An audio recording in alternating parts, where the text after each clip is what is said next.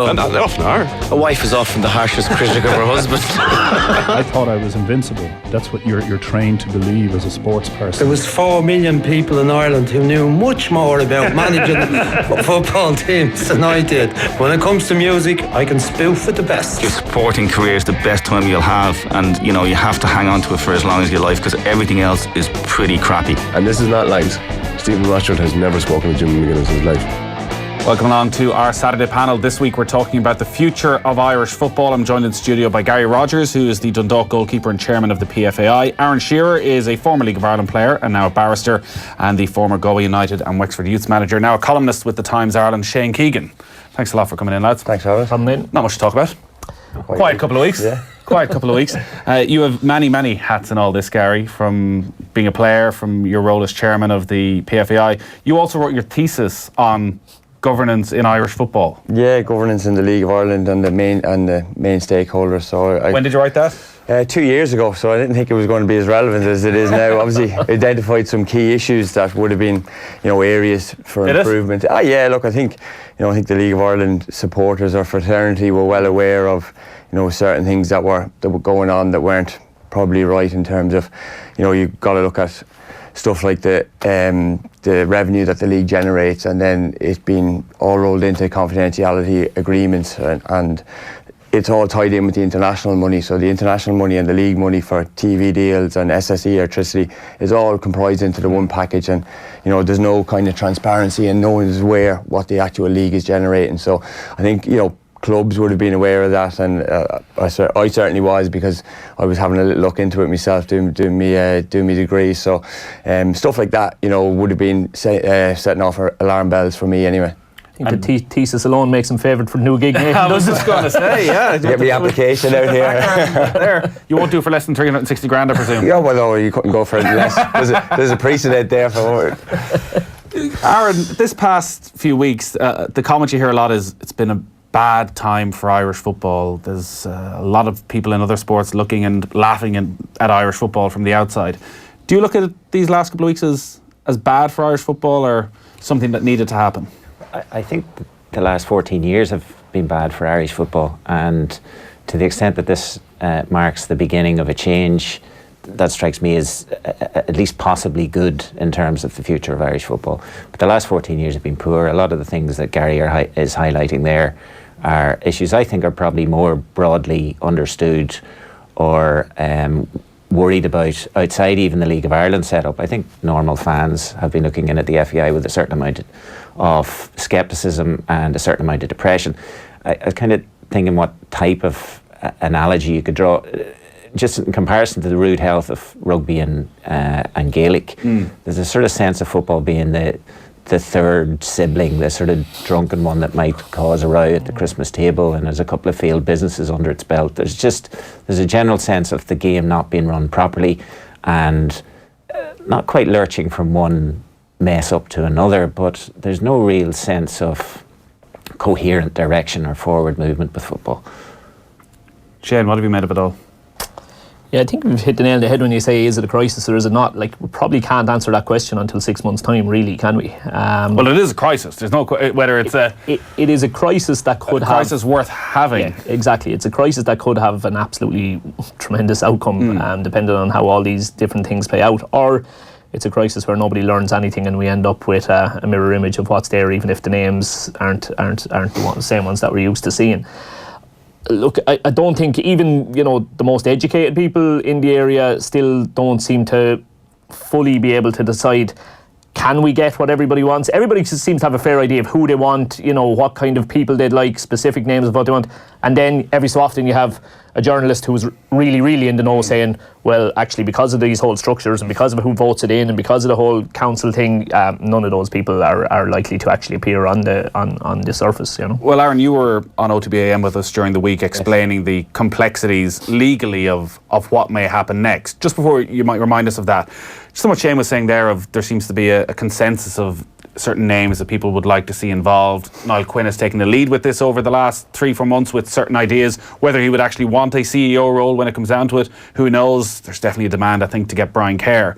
Is your sense from being around football in Ireland that actually there is that consensus? Because you read Dan MacDonald's article in The Independent today about the 60-strong council, that there's still a lot of John Delaney supporters in there, that there's still a lot of people in this country who, regardless of whether you agree with them or not, feel that he has done good and the FAI have done good for Irish football over the last decade.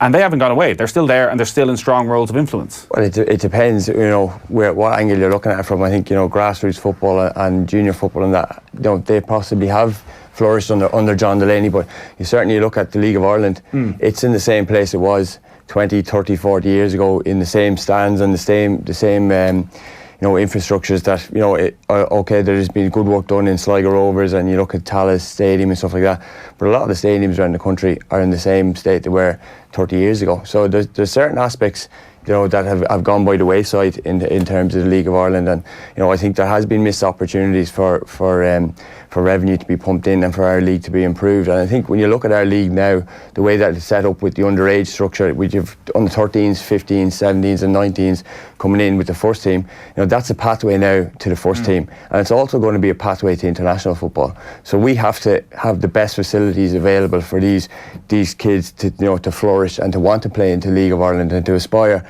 to play at the elite level of football in this country. So we have an opportunity now to start again and give them the best opportunity possible. Because you look at the case where it used to be players were going out playing and they were going straight to England at the age of 14, 15. Now you see with the League of Ireland, there's opportunities for young players to play first team football in the League of Ireland, and I think that's more beneficial now than it has been in the past, say, to go to England. It's harder now to go to a Premier League club and to make it, whereas now our league is there. And now with the underage structures we have, if we can make our academies as good as possible and to aspire to be top academies, to develop players in this country, to keep them in this country, and in order with that too, it creates a better environment for them to flourish, in terms of education and to be more rounded people. Instead of, you've got the situation where you have lads coming back from England as well, and then not cutting it in the League of Ireland as well. And we encounter all sorts of issues, with players that come back as well in terms of mental health and stuff like that in our association. Just on the grassroots side of things then, are we guilty of downplaying the successes at grassroots level over the last 10 or 15 years?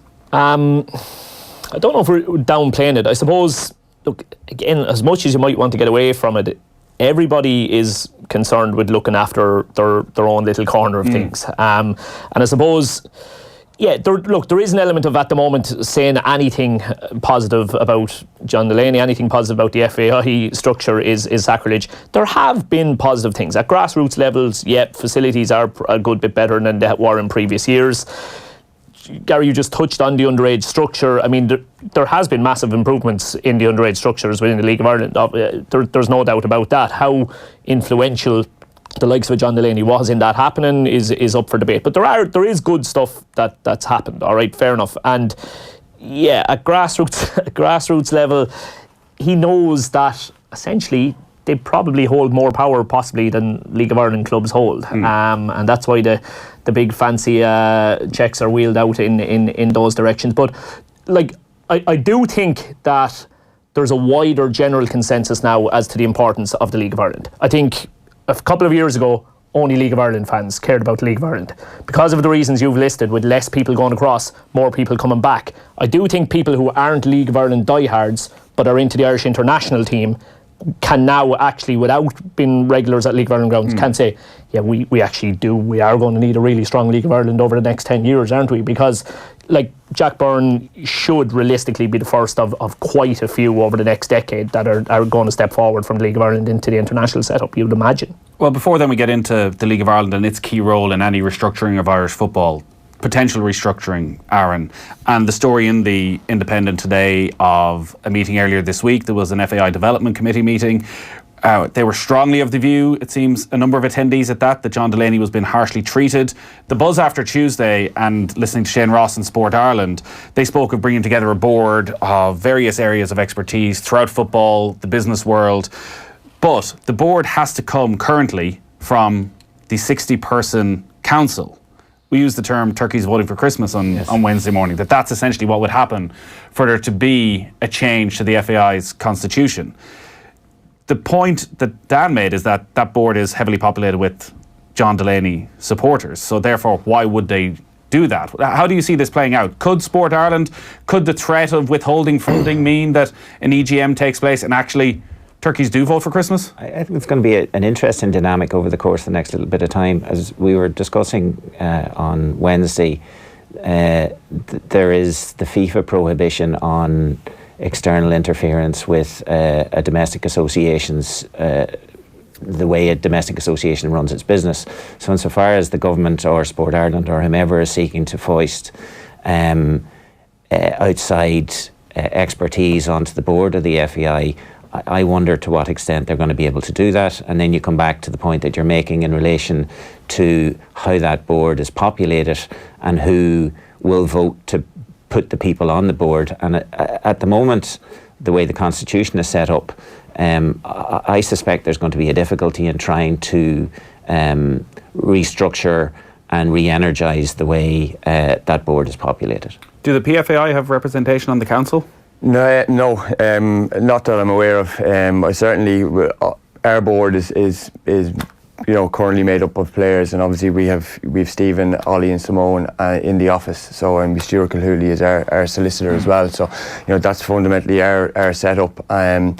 But there has been, a train of thought that there will be player representation. Minister Ross has indicated that he would be keen for player representation, and we're also keen to have player representation on it because, our voices haven't been heard, and we've obviously had a number of issues with the FAI over recent times with the women's international team. We've had, a situation at Bray and Limerick in recent times as well, and we've constantly been, fighting our corner and taking the fight to the FAI on certain issues. So look, there's issues currently, I suppose, when you look at fixture lists at the minute, this month, I'd say my own club, we've got eight games this month. So that's not, if we have somebody on the board, the issues like that. Something that the FAI board will be dealing with? Well, look, I suppose if you've got players, managers represented on the board, these are problems that, your managers will often go public about, their annoyance about fixture lists and stuff like that. But that's only a small example. There's lots of major issues there. But just to say that if you've got players, managers represented on the board, then they'll be able to affect change and make decisions for the better of the game. Worth pointing out that the league has had representation on the board. Eamon Naughton has been the league representative on the board. But if the players, and being a player and being part of the PFAI, have you felt you've ever had any real influence over the last decade on what happens at board level? No, certainly not. I think there's been a massive resistance, I suppose, especially to the PFAI. With the FAI board, they wouldn't recognise us during the campaign with the women's national team. So there has been issues there. Although we have met with Stephen's met with Ria this week, to get discussions started and to kind of. You walk down the corridor. Said hello to each other. Around the corner. That's the discussion. But just to kind of. Start things, fresh and try and get a better working relationship, because I think there's going to have to be, collaboration between the League of Ireland clubs, obviously the FAI and the players, in relation to what happens in the League of Ireland and the FAI going forward. Irish football is probably like a lot of sporting organisations. It's very dense structure. It's very hard to progress through it, and it certainly seems that way over the last 10 years, whereby even the next generation, those council members, there's not a lot of young voices and not a lot of fresh thinking. In fact, they've been sort of stuck inside this system as well and are probably quite satisfied with it, and they want to just keep going the same way. Somehow manoeuvring their way through that for Sport Ireland then, the next 2-3 months. I think it'll be very difficult. And to be fair to John Delaney has made... He's been expert in navigating around those various different interest groups and either pacifying or encouraging them to support his agenda. He's been quite political. He's been very political about it, and I think whomever's going in after this is either going to have to adopt the same modus operandi as John Delaney, or there is going to have to be a fairly seismic structural change in the way it does its business. I certainly prefer the latter. You were writing about that in the Times yesterday, that I think exactly that point, that there is the possibility that whoever comes in is sort of contained within that structure and needs to keep people on side, or else nothing gets done. Absolutely nothing gets done for the next 5 years. Or we somehow overcome all these difficulties with the FAI's constitution, with the council, and absolutely start afresh. And that may well be a name change for the FAI, a totally new structure for Irish football. Do you think there's the will there, from what you've seen at all levels, to go for a totally new structure? I don't know how they'd go about that. I think Aaron definitely be a better speaker than me on that. I suppose, the point I was trying to make is there's an awful lot of talk about in an ideal world, and I've engaged in that talk as much as anybody. You love to think of, imagine if he was in this role, and imagine if he was in that role, and how everything could be moved along in the right direction if people with their best interests, and your Brian Kerrs and your Gary Keegans and all that kind of thing. And then you're looking at essentially the rules of the game and how it all operates at our own level, how it operates at UEFA level, how it operates at FIFA level, and it just seems to be nothing but patting the right back, smiling to a fella's face, and then stabbing in the back. Them rules have been amended in the past. When you look at, at the AGM where they raised the age limit that people are able to sit on the board. So there's obviously wiggle room there for certain amendments to go on. Now, I obviously, I'm not up to date on the rule changes, but they've been exploited in the past. So I'm sure there is. But I think the reason that they were able to, and John Delaney may have been able to exploit the rules in the past, is that he had that power base behind him to enable him to do so. Anyone else going in afresh won't necessarily have, and actually definitely won't have, that power base that John Delaney has created for himself. Like, imagine if you had a blank, basically what I'm saying, imagine if you had a blank piece of paper. Imagine if you could draw it out from scratch with no limitations on anything. You could work absolute wonders. But the obvious scenario is that we're a million miles from that, and whoever comes in any potential new roles is going to be, I think they're going to get extremely frustrated when they realise, what, this is how decisions get made, and this fella doesn't agree, so it can't happen, and but you know grassroots level football, and you're around the country every week. Even that blank canvas, and we go in and think it all up again. Do you not think that you end up with an awful lot of people pissed off no matter what happens?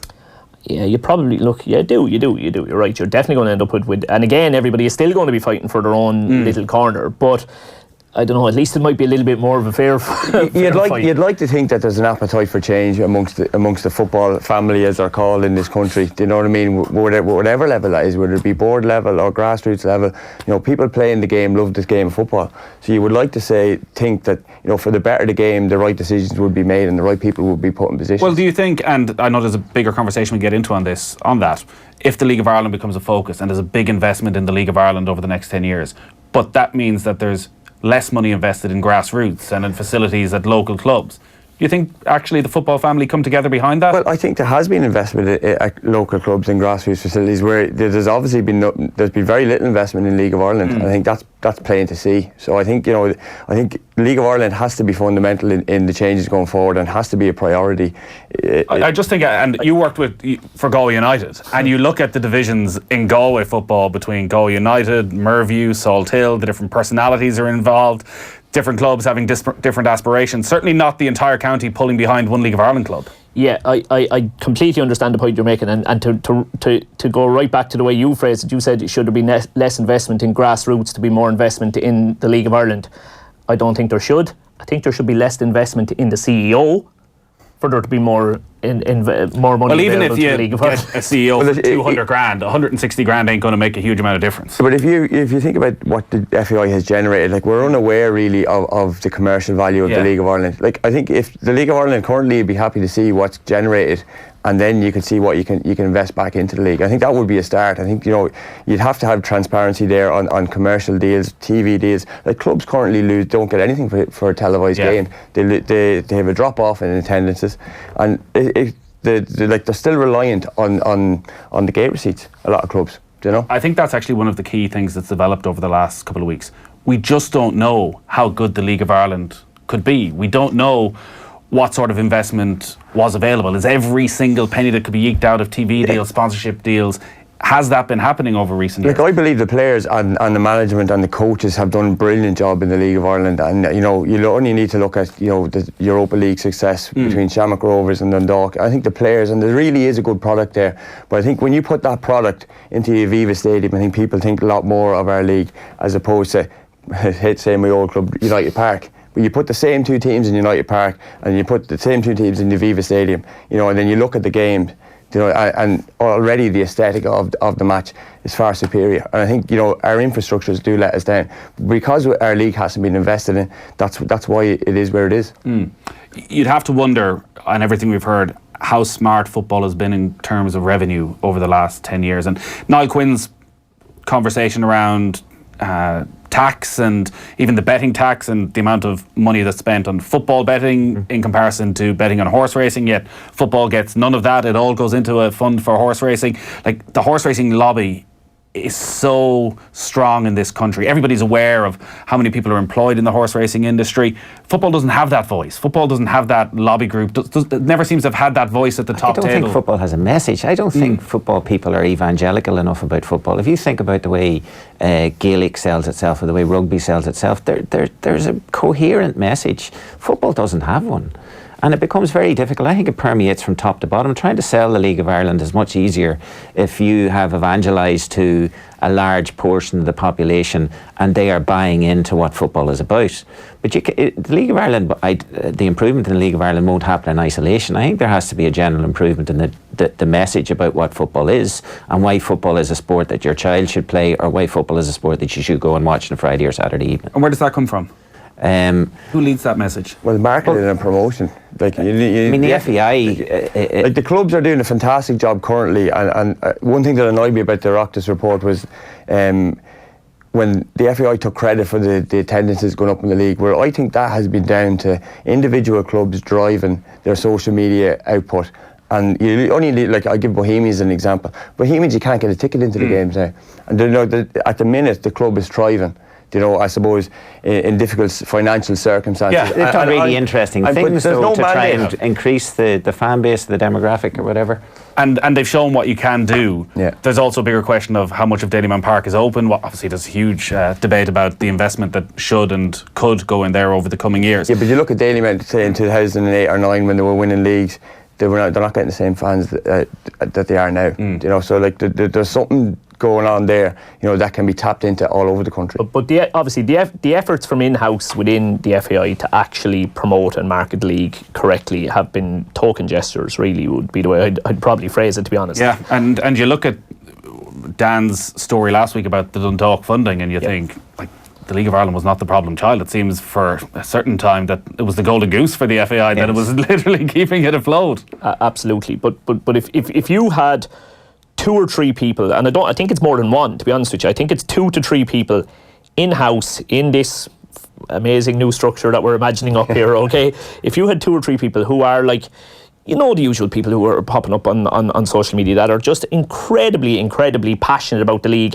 and also seem to have a bit of intelligence about what they say when they're saying things, the likes of your John O'Sullivans and guys like that, or probably 2 names that don't marry together, John O'Sullivan and Niall Quinn. But, you know, Niall Quinn, I do think there is a lot that Niall Quinn could do in terms of driving this. He does seem to have some ideas. He has some mental ideas, we're well aware of that, but he definitely has some ideas. If you've got 2, 3 people, rather than just one person shoved away in an office somewhere who's supposedly going to work wonders all on his own, I think 2, 3 people who are really passionate, a few ideas, it's amazing where they could take it and help the clubs to drive on. Even if they weren't to be the CEO, but like if you had a committee like that and then you were feeding that information and them ideas to a CEO, I think a CEO maybe from a business background with a proven track record to come in and to run the association would be the best foot forward. But to have good ideas coming in and then having a good CEO there to implement them. Did you see Gary Doyle's piece during the week where he spoke about the Italian FA? Like, I thought that was one of the best things I'd heard, that the Italian FA bring in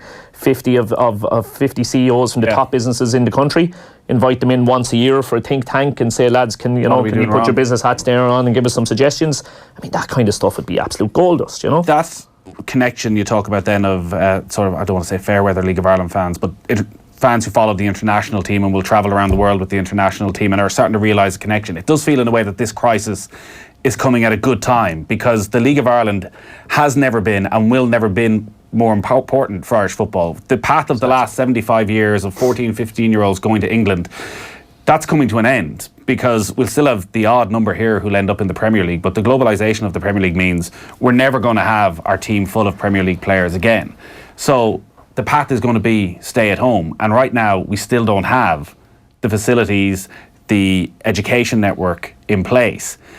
How much investment do you think a television deal? Like, do you think we're talking 110 grand for the league winners?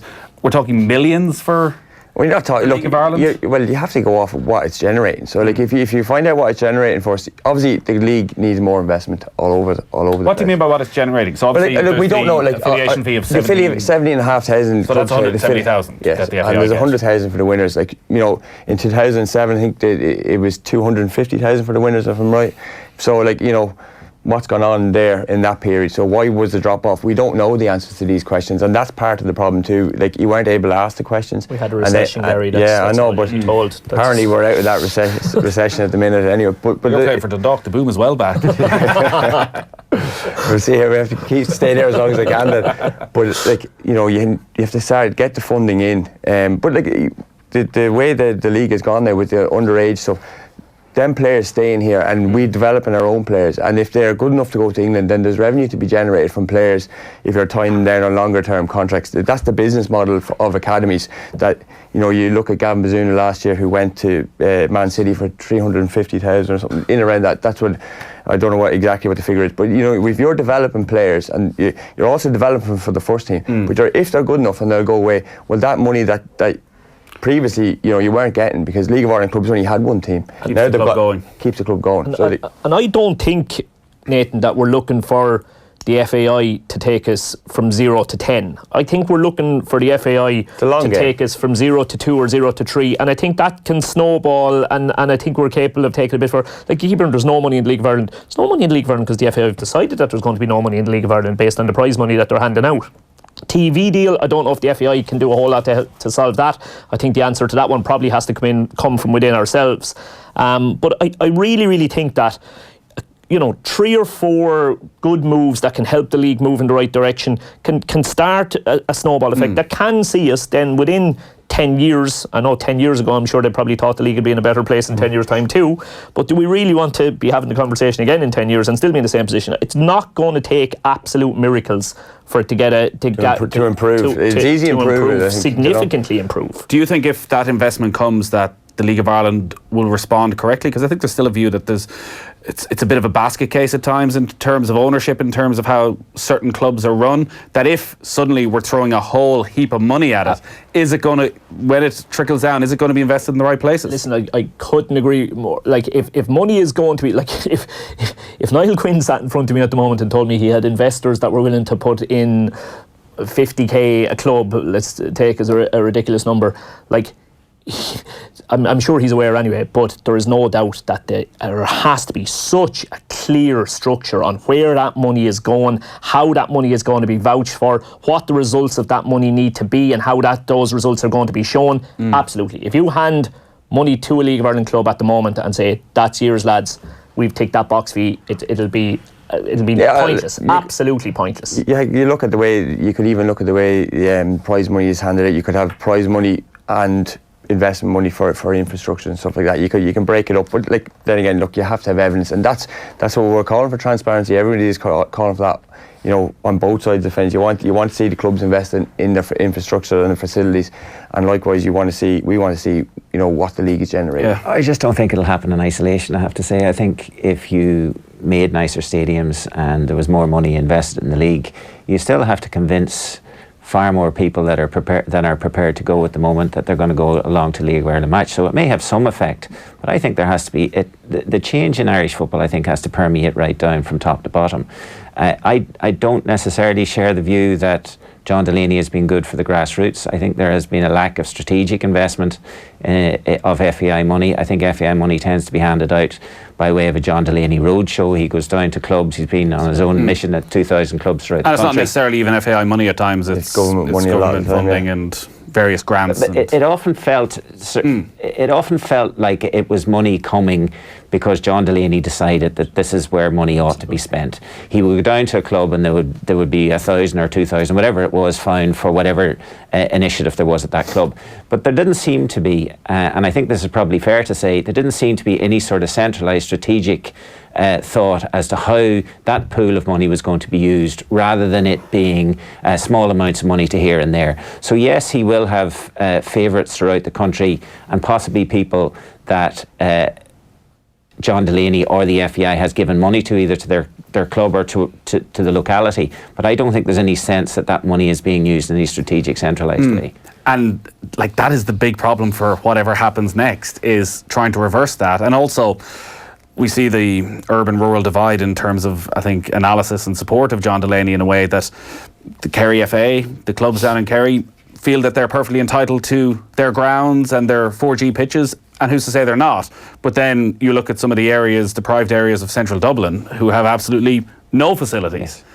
And trying to work that politically for whoever it is that comes in, that's not going to go away, that challenge. No, it's not. And that's where I think a wholesale structural reform is needed, because if there isn't a wholesale structural reform, then that pandering to local interests is going to continue, and that will be the power base of whoever is the next board. And do you feel rugby and GAA are good examples of that?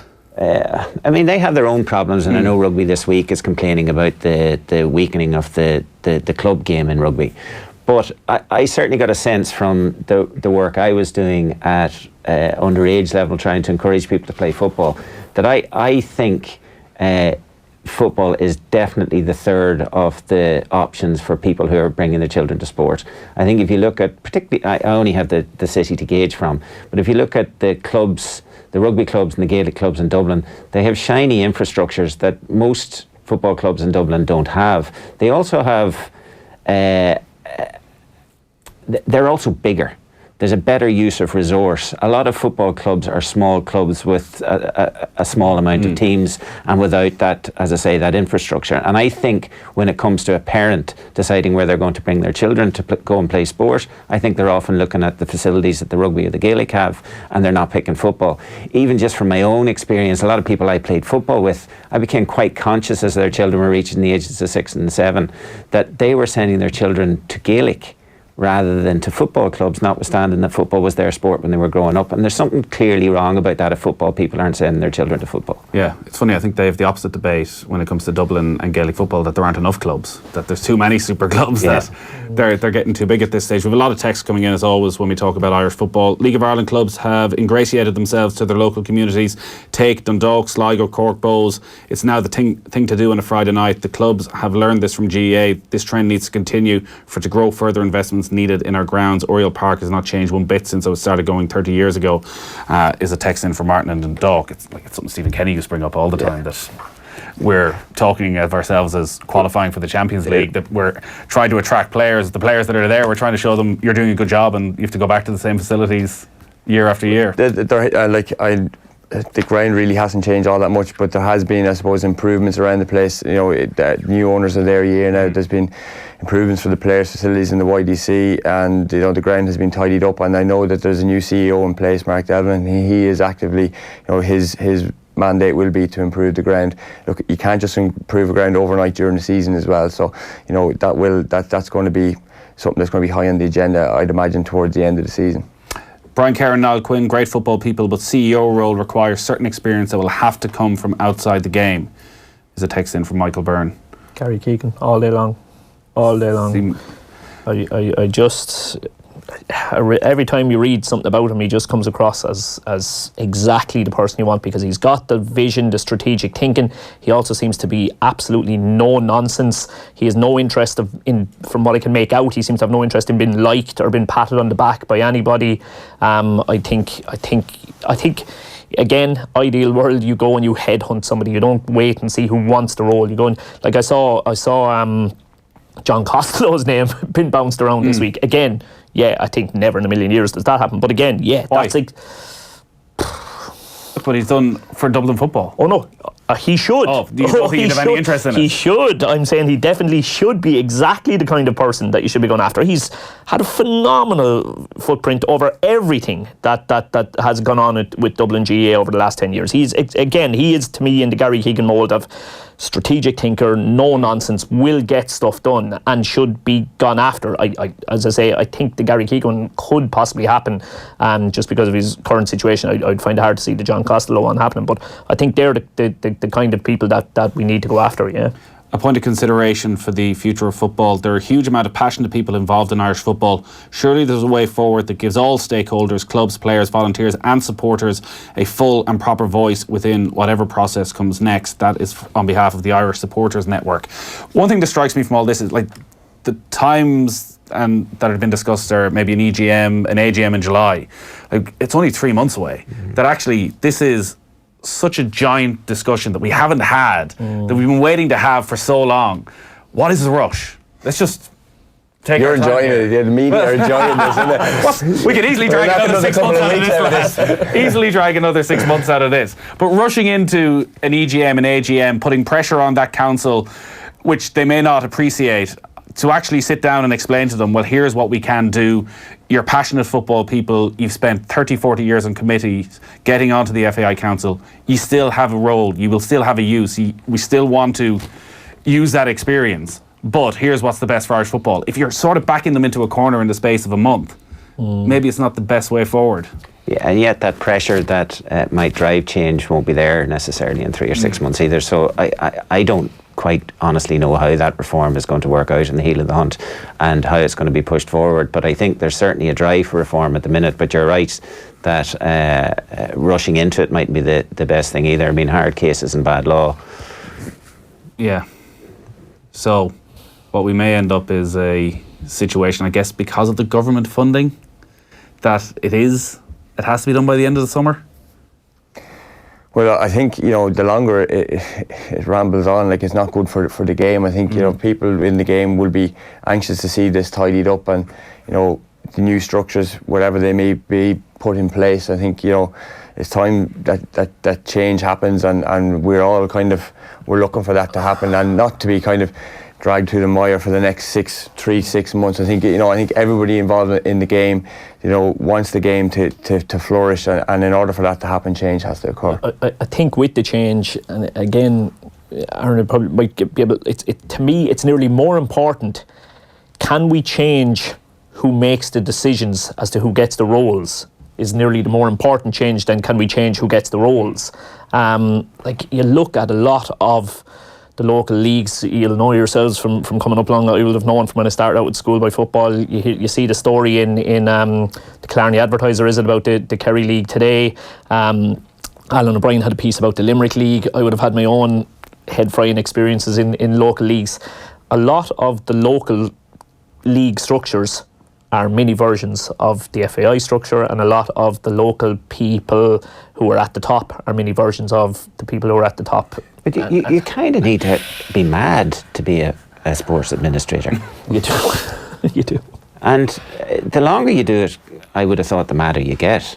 And you also develop a sense of, Jesus, I'm the only one doing a bit of work here. And then when someone who hasn't done a bit of work and hasn't put the 25 years comes in and said, actually, you're making a bags of this and you need to change it, there's going to be, as you say, a marked resistance to that. The Aussies got rid of their association, replaced it with the Football Federation of Australia, and they haven't looked back since. Time for the same here, says Garth in Armagh. As you say, legally, we're just not sure how that would pan out. Well, at the minute we have a constitution, and that constitution would have to change. Is the money paid to players, not investment in the League of Ireland, says Rain Santry? Not quite sure what. Yeah. Not really. Investment into the players, that's the players' wages. Yeah, it's a professional league. Yeah, it's a professional league. Players earn their wages, to be fair, and they're not what wages are in England, that's for sure. So I think players earn their wages. I think you can hardly expect them to throw it into the pot to build a new stadium. To usurp your function, Nathan, but is there anything in Irish football that's actually done well? It's a good question. I believe that that the standard of football is There's very no good. doubt it's improved. And I think that players, the underage international team, the underage international team. Yeah, I would say 17 and 19. When the 17s didn't have to qualify, and I think did the 19s have to beat Luxembourg to qualify? In the piece that I did yesterday, I was just trying to say that not everything is awful at the moment, and I suppose the two examples I gave at two opposite ends of the scale were, I did say the 17s and 19s. I think that's brilliant, and that's the headline grabbing stuff, but like there is stuff I going would on. say coach education as well. I think the guys in coach education that are putting on courses and are putting on lots of courses are doing a great job there. And you can see our own coaches that are coming through. So a lot of young coaches in the League of Ireland, you know, that have benefit from coach education. And you look at the coaches with the underage, like the likes of Tom Moan, Colin O'Brien, doing fantastic work with the underage internationals. The volume of those is quite small, though, isn't it, in terms of qualified coaches around the country? Look, the regional development officers that they've got in place, there's some really, really good guys there. There really is working at the bottom. Properly underpaid fellas. Yeah, as well. that's for sure. The one I gave the example of, they run a 2-week initiative over the course of the Easter holidays called Soccer Sisters. Big drive. My girls have done it. Brilliant. And one of the guys I know locally who's an RDO down there, who I would personally think is one of the best RDOs in the country, James Scott. He had 130 girls on a camp over a couple of days in Ballymackey and Nina. Yeah. Do you know, that's to me, that's absolutely brilliant stuff. So there is. But it's 2 weeks. Yeah. And the Soccer Sisters is a great initiative. I know it's been thrown back at me before when I've criticised the effort and investment they've made in girls' football. But it's 2 weeks. What happens after that? How do you attract them or keep them at the clubs, or what clubs do they go to, and what type of environment are they in? And then if they look further up the line, and to be fair, there have been improvements for the women's international team in the course of the last 2 years, but previously they looked at that and wouldn't have seen a role model for love nor money. Yeah, what is the strategic plan for women's football in Ireland? Exactly. And it has to be the biggest growth. I mean, women and girls are coming to sport like they've never done before. Absolutely. So apart from anything else, you're bringing in a whole new coterie of people who are going to be members of the association. The league's fan base is way more working class than rugby and GAA, hence less appeal for advertisers and media.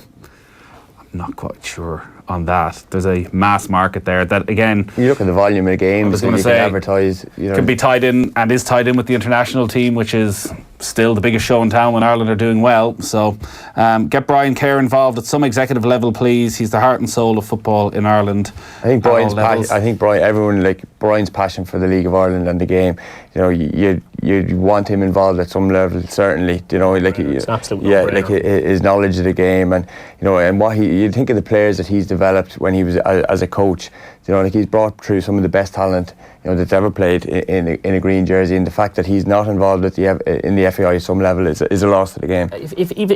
Even if you removed the ridiculous level of knowledge he has, his enthusiasm alone, like enthusiasm is brilliant. We were over in Berlin, I think, for the 2015 final. I'm patting myself in the back for being a great football fan, for going over and watching the Champions League.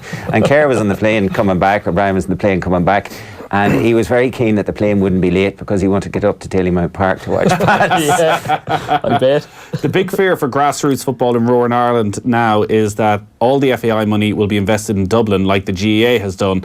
Delaney, with all his faults, did give small clubs in rural Ireland a lift financially, and probably but for him they wouldn't exist at all. I'm all for investment in League of Ireland as a regular attendee, but I'm worried FAI investment will most likely become Dublin-centric.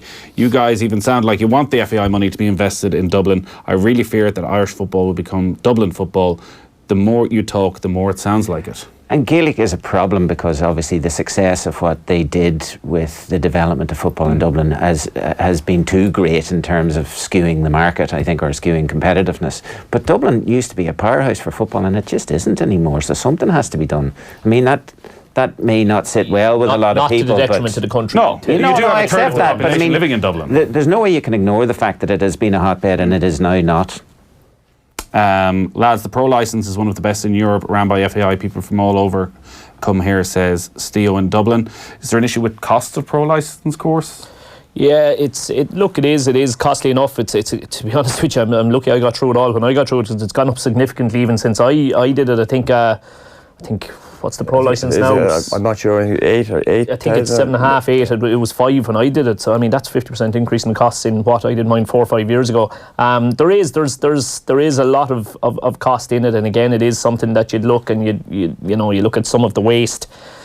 Like, that's what I'm saying, Nathan. There probably does need to be a moving around of where money has been allocated, but it appears that there's been a massive amount of waste, and not just when you look. I know it's been a little bit flippant when I said the amount of money been invested in the CEO, but like, again, all these reports, if you took the money that's currently been used to do report after report after report, I'm sure that money could have brought down the average cost of a lot of our pro licenses or A licenses and B licenses. You look at the injunctions then and stuff like that. And to be fair, he brought that himself, wasn't it? Yeah, he did. Yeah, he did say that he paid for that himself when he was in front of the committee. Finally, from Tom, I sincerely hope whoever replaces the current FAI board are real football men who love and understand the game, or particularly the domestic game. Personally, I really hope the likes of Niall Quinn and Brian Kerr are going to play a very prominent role in the FAI board. How do we define a real football man? This is the game in Duffy. This is the biggest challenge. Nathan, I think it's 2-2. These men have played League of Ireland. We haven't. We can't. We're not real football men. Well, that is for sure. If we're sitting here in a year's time, what do you want to see? Hopefully the league in a better place and the board in position, obviously with player representation on it. And has anything happened with that over the last, I know it's only 3-4 days, but have you had conversations, the PFAI, with Sport Ireland, with the Minister, with people in the FAI as to getting a stronger voice now? Yeah, there's been, the conversations have been made. There's been an indication that, both male and female players will be represented on the board. That was by Minister Shane Ross. So we will wait and see. There's obviously nothing confirmed and there's no candidates put forward or anything like that, but it'd be it'd be a welcome addition from obviously from PFAI point of view. League of Ireland is a higher priority within the FAI, definitely. Brian Kerr involved in Irish football, definitely another major one, and just a kind of a general upturn in morale within the FAI staff, who I think, as I say, some of them are doing tremendous jobs and they need a lift. And Aaron? I think wholesale reform of the FAI is what's going to kickstart the various aspirations that the two boys have mentioned. It's finally dawned on me. I've been with everybody that there should be a prominent role for Brian Kerr in Irish football, and suddenly realised we're going to need a new co-commentator every Sunday for the Premier League games. A disaster. He's great company at these matches. You get all the good stuff. But we'll see what happens. We've had a lot of texts in. As always, I'm sure we're going to be talking a lot more about Irish football over the coming days and the coming weeks. Thanks a lot for coming to the studio, lads. Three real football men. Go put yourself down, Shane.